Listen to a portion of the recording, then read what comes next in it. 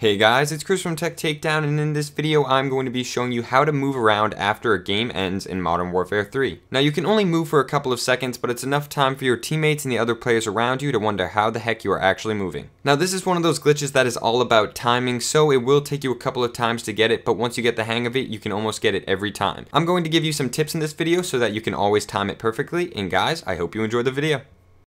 Now this glitch can be done using many kill streaks, but I recommend using the Predator missile, and that's the one I'm going to be showing you how to use in this video, seeing as it's the easiest. I also recommend doing this on the game type Domination, also because it is the easiest to tell when the game is going to end. Now to do this glitch, you want to have your Predator missile in midair when the game is ending. Then once the Predator missile hits the ground, even though the game has already ended, you will see the color of your screen darken, and then you are able to run around freely. Now this may seem rather easy to you, but I can tell you right now it is not as easy as it seems. So I'm going to give you some tips on how to time it correctly every time in Domination. Now if you count from one time the score increases to another, you will see that it takes about 6 seconds between each time the score increases. Now some of us count faster than others, because when I did this in my head during an actual game, for me it was 8 seconds, so it may be slower or faster for you, but all you have to do is find a time in your head that works for you so you will know next time the score increases.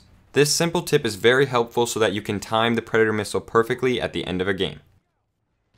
Here's another example where I'm just watching the scoreboard of the enemy team. Every time it switches, I restart the count in my head so I know exactly when the game is going to end. Once it reaches 199, I know I have about 6 seconds before the game is going to end, so I immediately open my Predator missile and press the boost button. You also want to make sure the game ends before your Predator missile hits the ground. You will know your Predator missile hits the ground when your screen darkens. You can then press Y on your controller, which will shut the Predator missile laptop, and you are free to run around.